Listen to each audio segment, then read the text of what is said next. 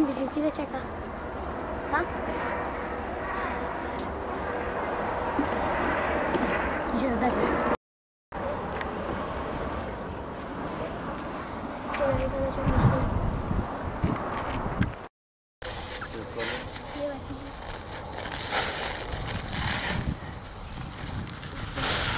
Antalya'nın ha.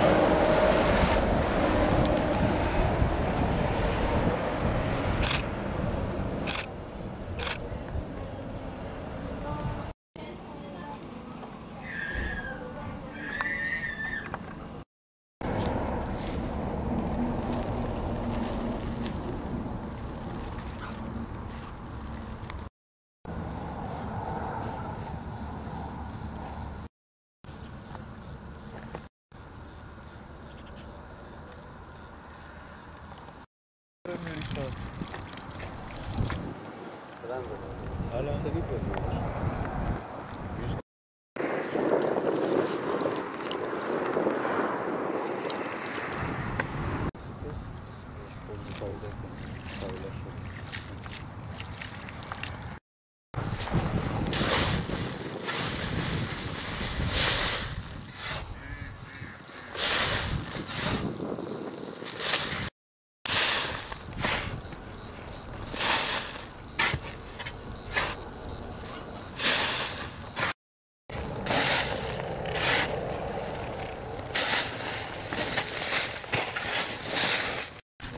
Yoruldular.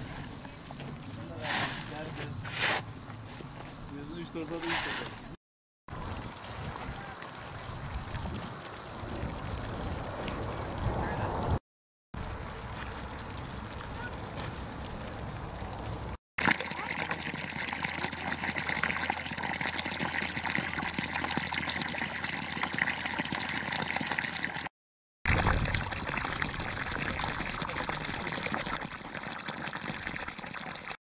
Ben bazen diyorum hayvan insanlardan daha akıllı.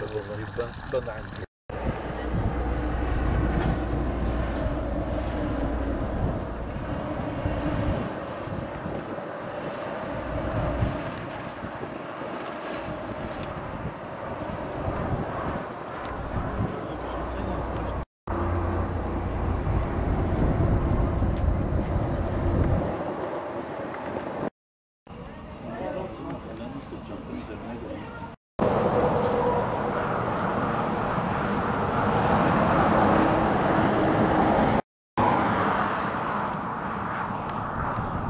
Seni bekliyorum. Adamın başına gidip post vermeye çalışıyor.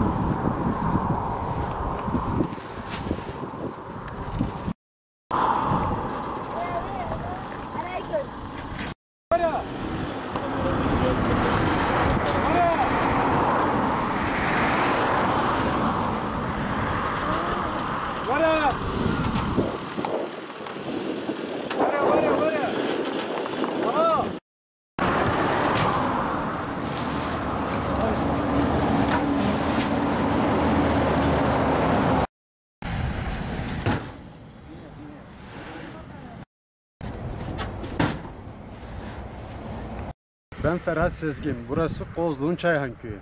Burada bir asırdır tuz üretiliyor. Bu tuz dedelerimizden bize kalan bir mirastır. Ve bu geleneği biz halen devam ettiriyoruz. Bu tuz hem hayvancılık için hem peynir, salamura ve yemek için gayet güzel ve doğaldır. Doktorların önerdiği yani gayet temiz, iyi, sağlıklı bir şekilde ürettiğimiz tuzdur. Bu tuz yani Çayhan Köyü için bir geçim kaynağıdır. En azından gençlerin gurbette çalışacağı yerde burada evin önünde çalışıyor. gayet güzel bir iş. Kendi evimizin önünde, kendi üretimi satıyoruz. Tuzu satıyoruz yani. Nasıl söyleyeyim? Güneydoğu'nun çoğu yerlerine perakende ve toptan satışlarımız var. Bizden bize kalan yani gayet güzel bir meslek diyelim.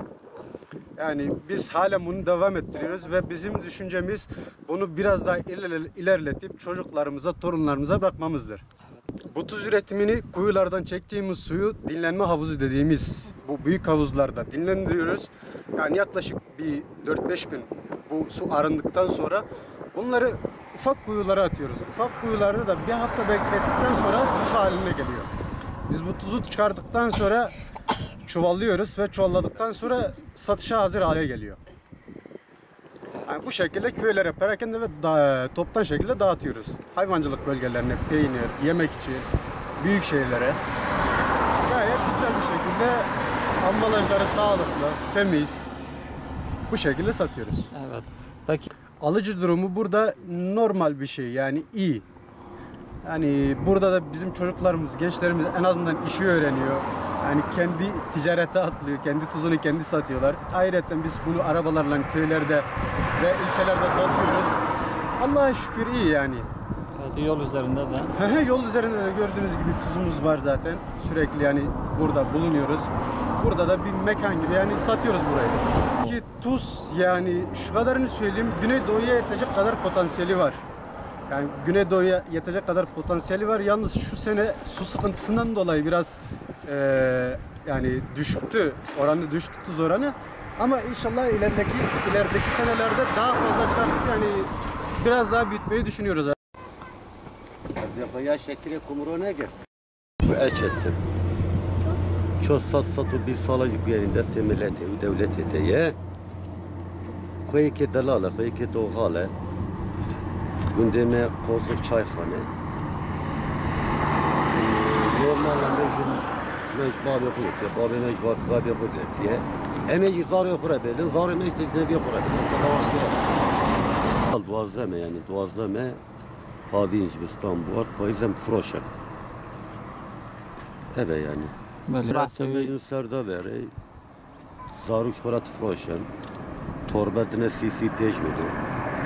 Deşteyi sisi çavale vere. Yani insanı ki kumada durunu ütüleyeceğim dedi ne? Evki işçilik ayıp var. Ki muek evçuk jem yani kiloyu vakayım azıntına zaf kemiğine. Hem bejin evçukça fazla milyon. 20 kiloya. Emazın 5 kiloya 5 milyon. 5 milyon diye de fark ya. Maynece emtel birane. Kes yabancı namedettine. Şurada taşkı ayda